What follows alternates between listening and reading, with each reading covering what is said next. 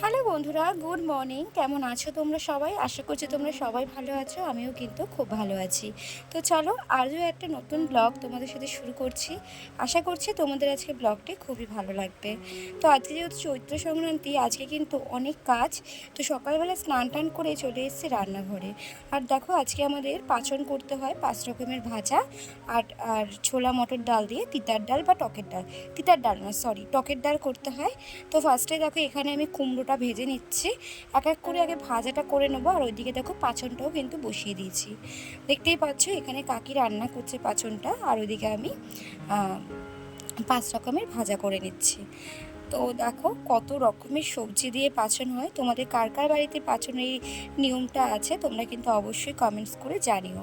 তো এদিকে দেখো পাচনের সব আর কি মশলা টশলা দিয়ে আর কি সবজিগুলো কষাচ্ছি।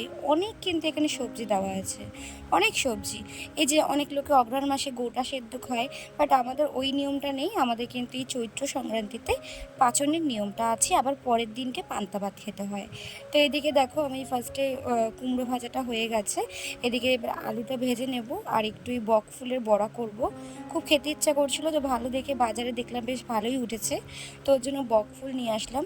আজকের ব্লগটা কিন্তু সেরকম বড় করব না, খুব ছোটোর মধ্যেই আজকে ব্লগটা তোমাদের সাথে শেয়ার করব। বলে না, সময় যখন খারাপ যায় সব দিক দিয়ে খারাপ যায়, তেমন আমাদের ঠিক সেই অবস্থা হয়েছে। দেখতেই পাচ্ছ পায়ে একটা ব্যান্ডেজ নিয়ে বসে রয়েছি, পড়ে গেছি হট করে, আর গেছে পাটা গেছে মুচকে। এদিক দিয়ে পুরোটাই পাটা ফুলে গেছে, আর এরকম ক্রেপ ব্যান্ডেজ বেঁধে দিয়েছে। আর তোমাদের দাদাভাই ওদিকে ক্রেপ ব্যান্ডেজটা বেঁধে দিয়েছে, অনেকক্ষণ ধরেই বেঁধে রেখেছিলাম। তো এবার যেহেতু রাতে শোবো, আর ব্লগ করা হয়নি, খুবই যন্ত্রণা করেছে, খুবই পেন হচ্ছিল। তোমরা দেখতে পারবে কতটা ফুলে গেছে। আর ওইদিকে আজকে রিহু খুবই দুষ্টামি করছিল, বাট যখন দেখেছে যে আমার পায়ে এরকম লেগেছে, তারপর থেকে কিন্তু অনেক দুষ্টামিটা বন্ধ করে দিয়েছে। আর এদিকে তোমাদের দাদা ভাই আমার ক্রেপ ব্যান্ডেজটা খুলে দিচ্ছে। নয়তো না আমার যন্ত্রণা করছিলো, আর মিনিমাম 4-5 ঘন্টা হয়ে গেছে। আর দেখতে পাচ্ছ কতটা ফুলে গেছে পাটা। হট করে সাইকেল নিয়ে পড়ে গেছে, আর কীভাবে যে পড়লাম বুঝতেও পারলাম না, পাটা গেছে মুচকে। আর এদিকে দেখো রিহুর দাদানের সাথে আর কি পাড়ায় একটা পুজো ছিল, সেখানে দেখো সব বাচ্চাগুলোর সাথে কিভাবে খেলছে। ও ওদের সাথে লাফালাফি করবে, দেখবে দেখবে, এই দেখো দাদানের মতো ও কিন্তু লাফালাফি করবে।